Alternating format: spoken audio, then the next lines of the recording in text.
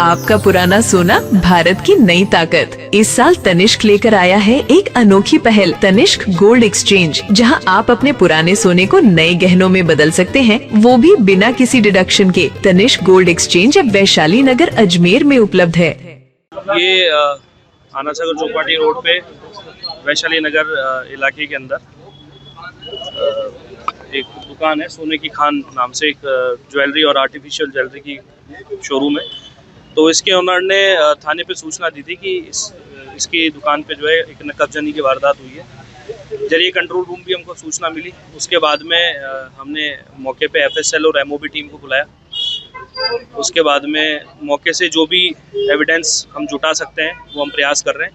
इसके अलावा आसपास के सीसीटीवी फुटेज कैमरा भी हम चेक करवा रहे हैं। देखो, माल का अभी हम कुछ कह नहीं सकते।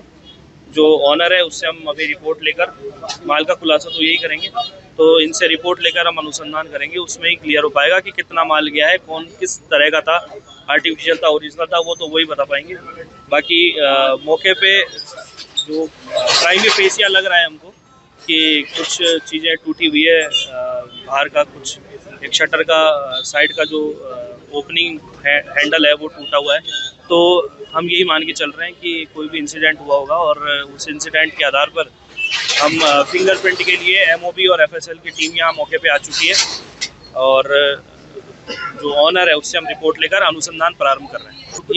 ये हम चेक करेंगे एक बार सारा सीसीटीवी फुटेज अभय कमांड सेंटर, हम हमारे सारे कैमरा चेक करके, अभी चूँकि हमको रिपोर्टिंग जस्ट अभी हुई है, हम घटनास्थल पे आए हैं। इसके बाद में जैसे ही अनुसंधान प्रारंभ करेंगे सारा एविडेंस कलेक्ट किया जाएगा। भैया, मैं सुबह जब दुकान ओपनिंग करने के लिए घर से आया था सुबह 10:30 बजे, तो जैसे ही मैं आया तो यहाँ दोनों ताले नहीं थे। तो जैसे ही मैंने देखा दोनों ताले टूटे हुए थे और जैसे ही मैंने कैमरे ओपन करे तो अंदर से सारा सामान चोरी हो चुका था रात को। अच्छा, और कितने का माल? लगभग 85 लाख रुपए की ज्वेलरी थी और 5 लाख रुपए कैश थे। सीसीटीवी उस समय पूरे एरिया की लाइट बंद थी। अच्छा, यहाँ सबके सीसीटीवी बंद आ रहे हैं जब चोरी हुई थी रात को। उससे पहले 12:30 बजे के समथिंग और 1-1:30 बजे तक। 12:30 से 1-1:30 बजे हाँ, लाइट बंद थी। हाँ, उसी दौरान वारदात हुई। कैसे कंफर्म कर सकते हो उसी दौरान हुई?